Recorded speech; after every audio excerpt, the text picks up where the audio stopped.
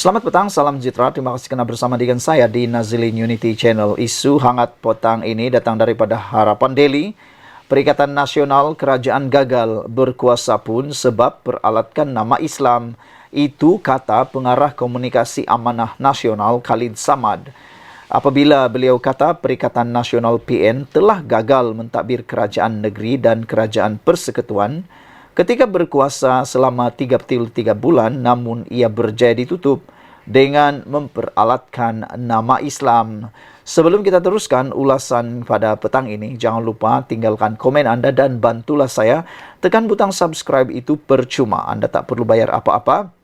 Dengan menekan butang subscribe, anda mendapat ulasan terkini percuma daripada channel ini dan juga daripada rakan-rakan penganalisis politik yang lain, pemerhati politik yang lain, dan anda dapat mengembangkan channel ini. Terima kasih atas bantuan anda semua.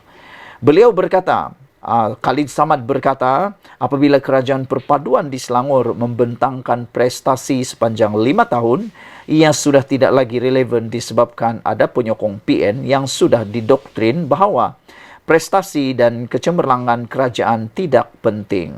Apa yang penting katanya, Perikatan Nasional yang kononnya mahu menyelamatkan Islam itu mesti kekal berkuasa biarpun gabungan itu terbukti gagal dalam pentadbiran mereka.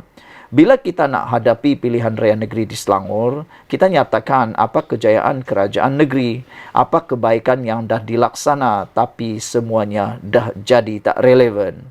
Bagi orang-orang yang termakan dengan doktrin PN, prestasi kerajaan yang cemerlang semua tak penting. Yang penting, PN mesti berkuasa kerana Perikatan Nasional itulah yang akan selamatkan atau hentikan ancaman terhadap Islam yang kononnya sedang berlaku menurut Khalid Samad.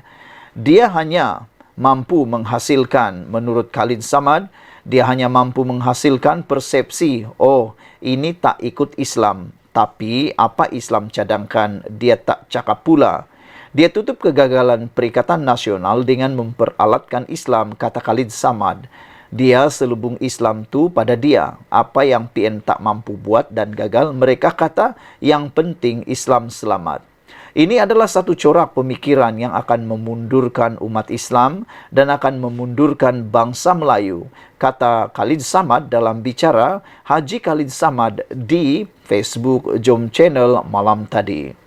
Pengerusi Amanah Kelantan itu juga meluahkan rasa khawatir apabila umat Islam selesa dengan kemunduran yang berlaku seperti masalah air, pembangunan dan pengangguran yang tinggi di Kelantan. Bila dia cakap dia parti Islam, sikapnya tidak menunjukkan sebegitu dan doktrinnya memundurkan umat Islam. Adakah itu yang kita inginkan? Soal Khalid Samad. Ada yang kata dunia ini tak penting. Yang penting kita fikir ialah akhirat. Tak payah pembangunan buang masa. Jadi selagi mana umat Islam mempunyai kefahaman yang sebegitu, maka Perikatan Nasional akan menang dan inilah cabaran dihadapi Pakatan Harapan BN, ujar beliau lagi. Sebelum kita berpisah, sila tinggalkan komen anda untuk isu dan ulasan Khalid Samad kali ini. Khalid Samad menyatakan Perikatan Nasional kerajaan gagal, berkuasa pun sebab peralatkan nama Islam.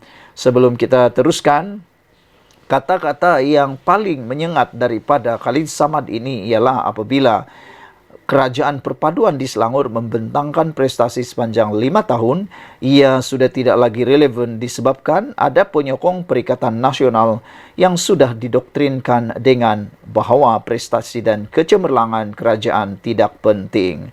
Apa yang penting, kata Khalid Samad, Perikatan Nasional yang kononnya mahu menyelamatkan Islam itu mesti kekal berkuasa biarpun gabungan itu terbukti gagal dalam pentadbiran mereka, kata Khalid Samad lagi. Sekian dulu untuk kali ini. Jangan lupa tinggalkan komen anda, tekan butang subscribe. Kita jumpa lagi. Bye-bye.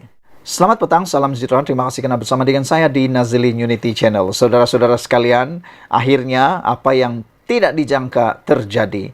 Cuba kantoikan pemimpin Pakatan Harapan, akhirnya kantoi sendiri dengan kata yang lebih pedih, pedas, meludah ke langit, kena muka sendiri. Hari ini dipetik daripada Harapan Daily, netizen kantoikan Wan Faisal pernah tunggang logo parti masa beri bantuan.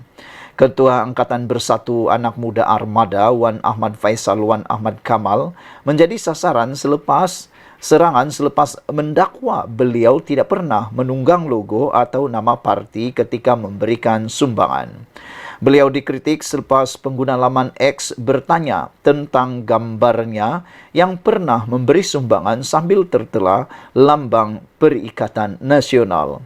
Daripada gambar yang dikongsikan warganet, ternyata ahli parlimen Machang itu pernah menyerahkan sumbangan mokcek yang tertera lambang Jata Negara dan Perikatan Nasional. Ni pula macam mana YB, tanya pengguna X yang kemudian dibalas semula oleh Wan Ahmad Faisal. Aduhai, kalau sumber sumbangan itu betul daripada kerajaan, memanglah kena letak Jata Negara seperti PMX bagi dan lain-lain, kata beliau. Gambar itu sumbangan peruntukan khas ICU yang ada dalam kapasiti saya ketika itu sebagai ahli Dewan Negara Timbalan Menteri. Saya tak tunggang dan klaim bersatu PN yang sumbang seperti jeleknya Menteri DAP buat ciapnya. Ciapan balas itu kemudiannya disindir warganet yang menganggap beliau mungkin tidak nampak bahawa mokcek diberikan sebenarnya tertera lambang PN di bahagian bawah. Cakap tak serupa bikin, kalau salah tetap salah, tapi masa kau buat tak rasa salah ke, kata mereka. Ada juga yang menulis, alamak, ni kira mengata dulang ke, kata mereka. Masalahnya sekarang, yang dipertikai logo parti diletak dalam tu. Jadi, yang YB bagi tu ada logo parti juga kan? Takkan benda simple macam ini pun ke laut juga. Memang malanglah orang macam YB gini, kata mereka. Sebelum ini, sejumlah peruntukan diberikan kepada beberapa buah sekolah termasuk sekolah jenis kebangsaan Cina di Perak. Bagaimanapun, satu keping gambar mokcek yang mempunyai logo parti DAP mengundang pertikaian terutama daripada pembangkang yang mendakwa parti itu mempolitikkan sumbangan dana kerajaan demi mileage parti sendiri. Tidak ketinggalan, pemuda UMNO turut menuntut penjelasan dari Naib Pengerusi DAP, Eng Koming. Ahli Parlimen Teluk Intan itu kemudian dalam sidang medianya semalam menjelaskan logo DAP pada mokcek sumbangan kepada beberapa buah sekolah tidak sepatutnya dijadikan isu. Menteri Pembangunan Kerajaan Tempatan KPKT itu berkata, sebaliknya, perkara yang penting adalah sekolah-sekolah terbabit memperoleh manfaat daripada sumbangan yang diberi. Saudara-saudara sekalian, itulah dia perkara yang mana sebenarnya turut menjadi persoalan besar kepada netizen. Awas, ini amaran memang luar biasa. Berhati-hati ketika membuat apa-apa. Kenyataan, kerana sekarang ini netizen sudah cukup pintar. Dalam masa beberapa saat, mereka akan mengorek, menggali, melombong dan sebagainya, sehingga mereka jumpa perkara-perkara yang tak disangka. Seperti yang berlaku kali ini, netizen kantoikan Wan Faisal pernah tunggang logo parti masa beri bantuan. Sekian dulu untuk kali ini. Jangan lupa tinggalkan komen Anda, tekan butang subscribe. Kita jumpa lagi. Bye-bye. Selamat malam, salam sejahtera. Terima kasih kerana bersama dengan saya di Nazilin Unity Channel. Ini satu berita buruk untuk Sanusi dan Perikatan Nasional. Dipetik daripada mymetro.com. Saudara, sebelum kita teruskan ulasan kali ini, jangan lupa tinggalkan komen Anda, tekan butang subscribe. Sila komen untuk tajuk utama berita kali ini. Sama-sama kita ulas, sama-sama kita fikirkan, dan sama-sama kita cerna dari sudut yang positif ataupun dari sudut pandang Anda sendiri. Hari ini dinyatakan oleh Nur Jazlan bahawa di Johor, cakap Sanusi tak laku. Kalau sebelum ini, Sanusi amat popular di Kedah. Datang saya Sanusi, orang akan suka kerana salah satu ciri Sanusi ketika berucap ialah beliau suka berlawak dan memang lawak. Saya beberapa kali menonton video beliau, memang lawak dan memang mencuit hati. Dengan dialek daripada Kedah, dengan cara pertuturan orang Kedah, memang sudah sedia lawak. Tambah lagi dengan peribadi beliau yang pandai melawak, memang lawaklah sekali. Begitu juga di Selangor, Sanusi sudah pergi ke Selangor dan disitulah insiden di mana Sanusi telah pun didakwa dengan satu pertuduhan akta hasutan kerana didakwa menghina Sultan Selangor. Sehingga Dewan Diraja Selangor membuat laporan polis dan mereka mengharap keputusan dan siasatan segera dapat dilakukan kepada Sanusi dan akhirnya dia didakwa di mahkamah. Dan di situ jugalah bermula apabila Sanusi juga didakwa mempertikaikan titah ke bawah Duli Yang Maha Mulia di Pertuan Agong. Dan dua isu itu menjadi kes yang paling besar dihadapi oleh Sanusi selain rentetan saman beliau. Dan ini apa yang dikatakan oleh Nur Jazlan. Kerana kita tahu tidak lama lagi akan ada pilihan raya di Johor. Dan menurut Nur Jazlan, di Johor cakap Sanusi tak laku. Adakah anda setuju dengan kata-kata Nur Jazlan ini?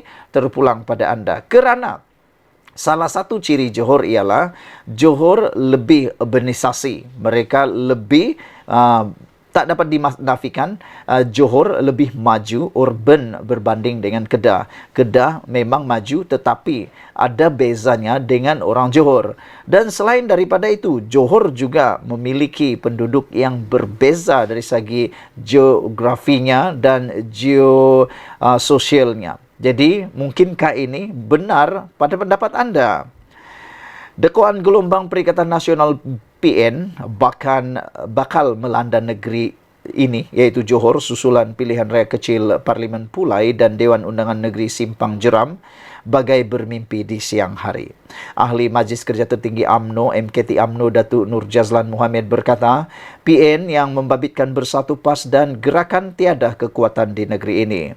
Katanya, kekuatan PN di Johor hanya berkisar di bahagian utara, iaitu di Pagoh, menerusi ahli parlimennya Tan Sri Muhyiddin Yassin dan Parlimen Mersing. Jangan keliru dengan PRN 6 negeri, terutamanya di bahagian utara negara dengan kawasan selatan. Itu hanya dakwaan PN. Kononnya ada gelombang di Johor sokong mereka. Di Johor, cakap Sanusi, Menteri Besar Kedah, Datuk Seri Muhammad Sanusi Maknor, tidak akan laku, kata beliau. Orang Johor ni sederhana dan tidak ekstrim dengan isu agama dan kaum yang dibawakan PN. Katanya pada sidang media selepas majlis pengenalan calon PH dan Parlimen Pulai bagi Parlimen Pulai dan DUN Dewan Undangan Negeri Simpang Jeram di sini hari ini. Hadir sama Presiden Amanah Datuk Seri Muhammad Sabu, 3 Naib Presiden Amanah Adli Zahari, Datuk Mahfuz Omar dan Datuk Seri Mujahid Yusof Rawa serta Pengerusi Amanah Johor Amilul Huda Hassan. Turut hadir Setiausaha DAP Johor Andrew Chen Kang Eng dan Timbalan Pengerusi PKR Jimmy Puah Wee She. Sabtu lalu, Naib Pengerusi Amanah Johor Suhaizat Kait diumum sebagai calon parti itu mewakili PH bagi PRK Parlimen Pulai 9 September ini. Selain itu, Timbalan Ketua Amanah Kawasan Bakri Nazri Abdul Rahman diumum sebagai calon kerusi Dewan Undangan Negeri DUN Simpang Jeram. Dalam pada itu, Nur Jazlan yang juga Timbalan Speaker Dewan Negara turut yakin undi majoriti gabungan PHBN pada PRK Pulai dan Simpang Jeram akan meningkat. Pada PRU 15 November lalu, saya dapat 31,726 undi, manakala Allahyarham Datuk Seri Salahuddin Ayub memperoleh 64,900 undi. Sementara calon PN ketika itu meraih 20,667 undi.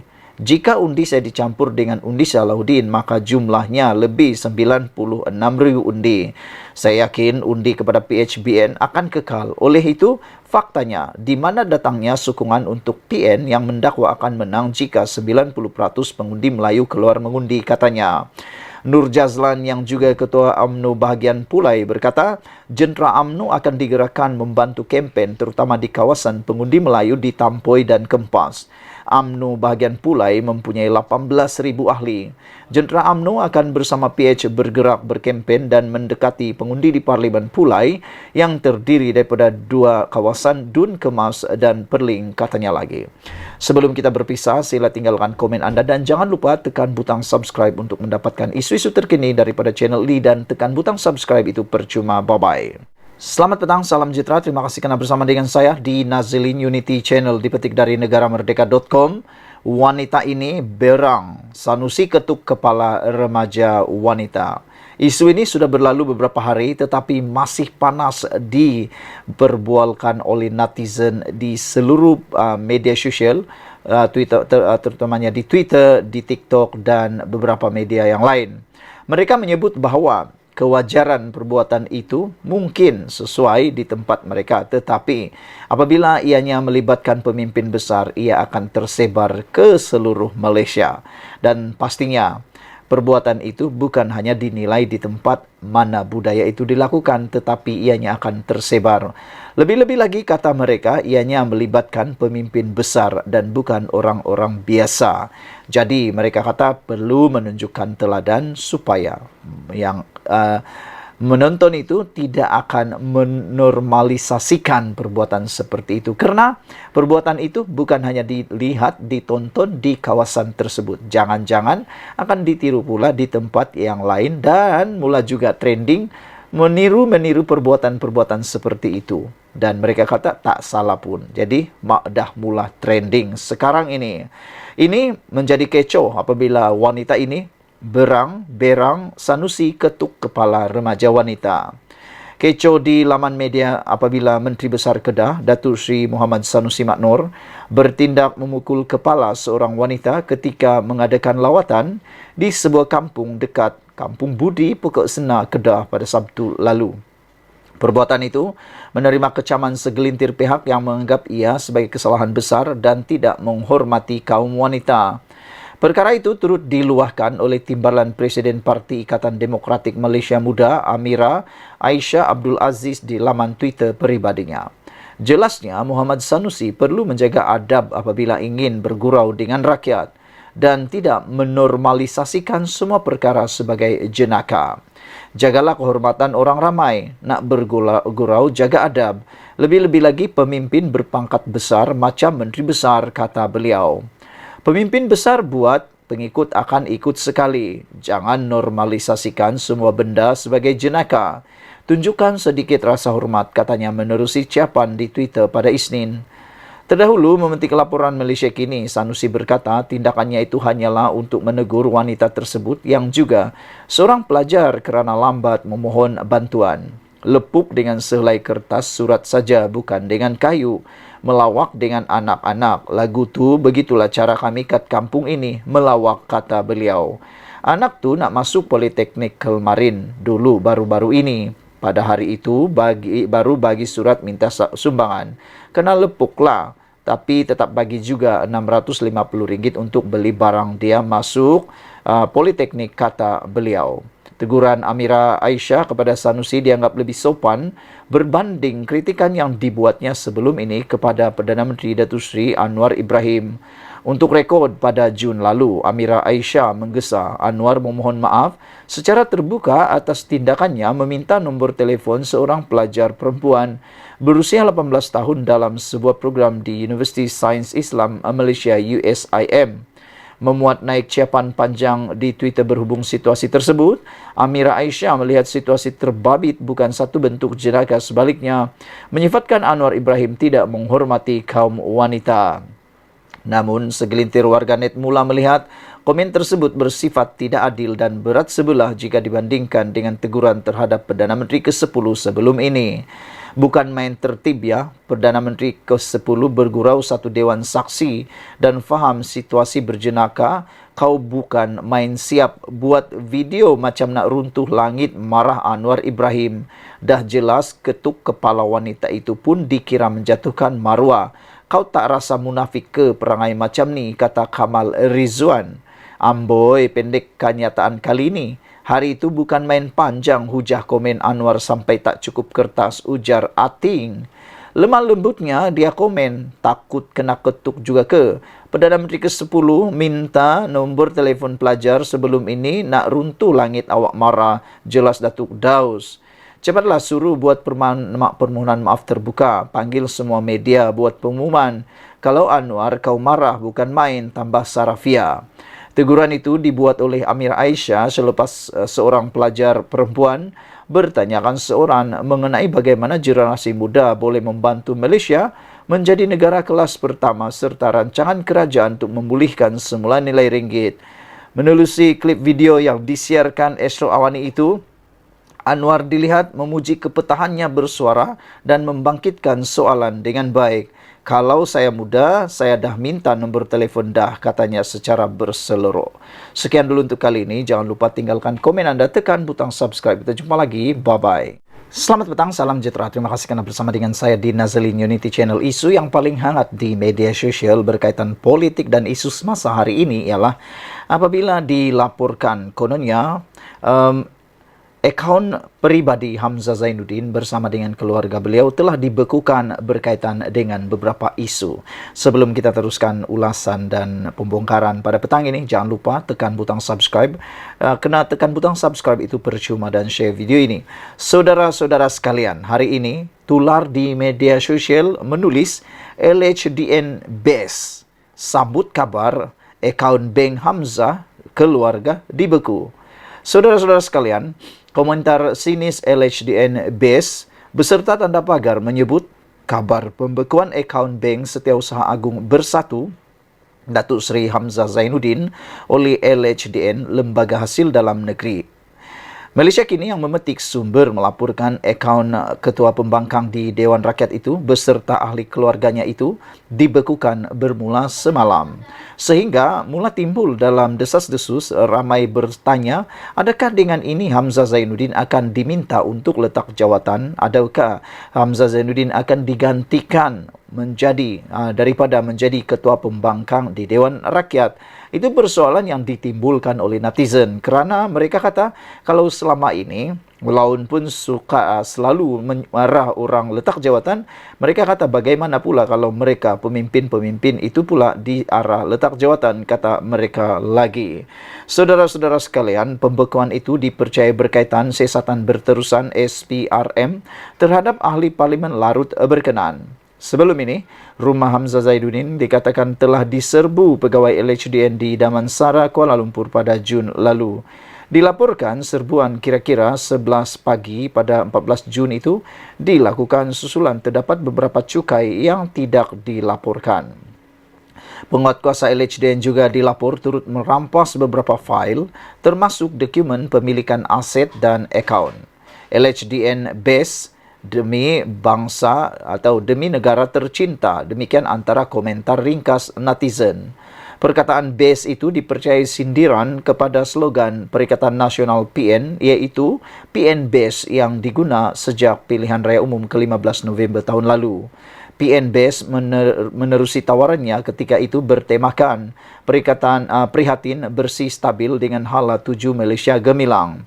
Dalam masa yang sama ada juga menyindir minyak masak Base yang dilihat berkaitan kes anak Hamzah yang dihadapkan ke Mahkamah Session Seremban pada 4 April lalu.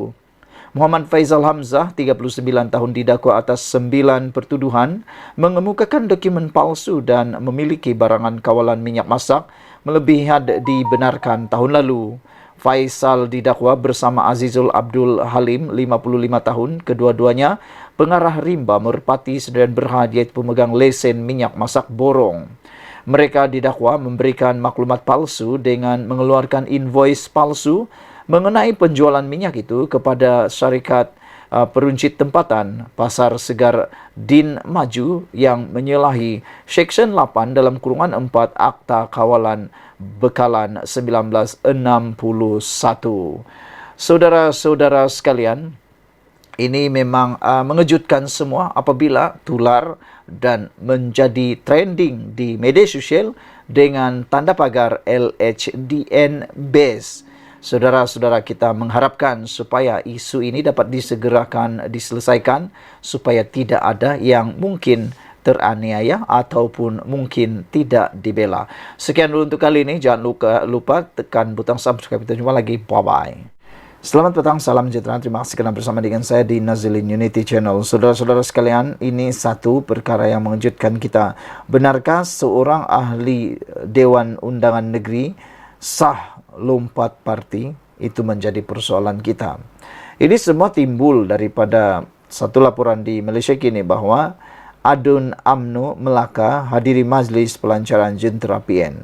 Tentunya perkara ini menarik perhatian kerana mana mungkin seorang pemimpin atau adun daripada UMNO mahu menghadiri majlis pelancaran jentera PN kecuali beliau memang nekat untuk menyokong dan sekaligus meninggalkan parti UMNO. Adun UMNO Melaka Muhammad Jailani Khamis dilaporkan hadir pada sebuah majlis berprofil tinggi Perikatan Nasional di Johor malam tadi. Acara itu bagi menandakan bermulanya kempen Perikatan Nasional bagi pilihan raya kecil PRK Simpang Jeram dan Pulai yang berlangsung pada 9 September ini. Kehadiran Jailani malam tadi diumumkan oleh Setiausaha Agung PAS Taqiyuddin Hasan yang memaklumkan ada rakan dari Melaka yang menyertai mereka. Menurut akhbar The Star, Jailani berkata dia hadir pada majlis itu bagi pihak Mufakat Nasional, sebuah NGO yang diterajui oleh bekas Setiausaha Agung BN Anwar Musa. Anwar Musa dipecat daripada UMNO pada 16 Disember tahun lalu kerana dakwa cuba menggugat UMNO. Susulan itu, dia mengasaskan Mufakat Nasional dan membawa masuk PAS bersama. Saya mewakili Anwar di sini kerana Mufakat Nasional berpegang teguh dengan kepercayaan kepada perpaduan ummah. Kebetulan semangat yang sama dikongsikan oleh Perikatan Nasional. Kami percaya perpaduan ini tidak akan mati dan kami tidak bermusuhan dengan mana-mana parti politik, katanya. Jailani berkata kehadirannya pada majlis itu bukan bermakna dia akan meninggalkan UMNO. Bukan, kita cuma mahu perpaduan ini diteruskan. Jika tidak melalui PAS, UMNO dan Bersatu, maka melalui Mufakat Nasional sebagai NGO, kata beliau. Perlu ada ruang untuk Parti Melayu duduk bersama dan bersatu, katanya lagi. Tindakan Jailani itu dijangka akan menimbulkan rasa kurang senang di kalangan pimpinan UMNO yang berikrar akan menyokong usaha kerajaan Pakatan Harapan dalam mempertahankan kedua-dua kerusi tersebut. Jailani dilantik sebagai adun Rembia pada tahun 2018 dan atas tiket PKR sebelum berpaling tadah pada tahun 2020 dia menyertai UMNO setahun kemudian. Setelah dipilih semula semasa pilihan raya Dewan Undangan Negeri Melaka 2021 atas tiket BN, dia dilantik sebagai anggota Exco Kerajaan Negeri Ketua Menteri ketika itu Sulaiman Mat Ali. Bagaimanapun, apabila Abdul Rauf Yusuf mengambil alih jawatan Ketua Menteri pada tahun ini, Jailani digugurkan. Jailani mempertahankan kerusi Rembia pada 2021 dengan meraih 41.6% undi pada Julai lalu. Dun Melaka meluluskan undang-undang anti lompat parti yang bertujuan mana-mana wakil rakyat daripada beling tada. Saudara-saudara sekalian, ini satu berita yang memang menggemparkan kita apabila seorang ahli Dewan Undangan Negeri daripada UMNO tiba-tiba pula bersama dengan pelancaran jentera Perikatan Nasional. Namun demikian, apa yang mengejutkan kita ialah tiada jalan untuk mereka cuba-cuba lompat parti kerana sekarang ini ada sudah undang-undang anti lompat parti. Sekian dulu untuk kali ini. Jangan lupa tinggalkan komen Anda, tekan butang subscribe. Kita jumpa lagi. Bye-bye. Selamat petang, salam sejahtera. Terima kasih kerana bersama dengan saya di Nazilin Unity Channel. Ini satu keputusan daripada Mahkamah LHDN yang amat mengejutkan seluruh rakyat Malaysia. Ianya berkaitan dengan Hamzah Zainuddin. Hari ini disahkan bahawa LHDN telah membekukan akaun bank Hamzah Zainuddin dan keluarga beliau. Lembaga Hasil Dalam Negeri LHDN dilaporkan mengambil tindakan membekukan akaun bank milik seorang pemimpin pembangkang dan ahli keluarganya. Sumber yang tahu berkenan perkara itu mengesahkan kepada Malaysia Kini bahawa ahli politik tersebut ialah Setiausaha Agung Bersatu iaitu Hamzah Zainuddin. Sumber itu juga berkata akaunnya dibekukan bermula hari ini. Tindakan berkenan dipercayai ada kaitan dengan siasatan berterusan SPRN terhadap ahli politik berkenan. Malaysia Kini telah menghubungi Ketua Pesuruhjaya SPRM Azam Baki untuk mendapatkan maklum balasnya berkenan perkara ini. Sasaran politik terdahulu hari ini The Star memetik sumber yang tidak didedahkan berkata, pembukaan akaun tersebut berlaku pada hari ini namun laporan itu tidak menyatakan nama ahli politik itu secara khusus. LHDN enggan mengulas lanjut mengenai perkara itu dan menjelaskan hanya pihak yang terlibat boleh mengesahkan pembekuan akaun berkenan. Pun begitu, beberapa sumber yang rapat dengan pemimpin terbabit memberitahu The Star, tindakan yang diambil ke atas tokoh politik pembangkang berkenan memang benar.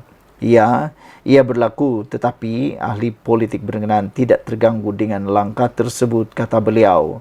Saya pasti dia ada alternatif lain, sebab itu dia tidak bimbang mengenai pembekuan akaun tersebut, kata sumber itu.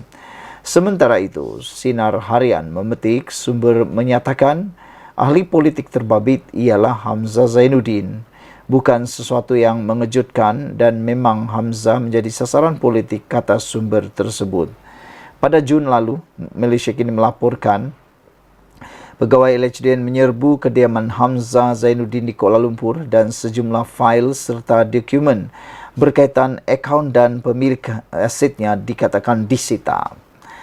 Awal bulan ini, Hamzah yang juga ketua pembangkang parlimen menghantar surat tuntutan kepada kerajaan dan Azam bagi menuduh mereka menyalahgunakan kuasa untuk mendakwanya atas kesalahan yang tidak dilakukan, kata laporan ini. Saudara-saudara sekalian, ini memang mengejutkan kita apabila akaun bank Hamzah Zainuddin dan keluarganya telah pun dibekukan. Ikuti terus ulasan selepas ini.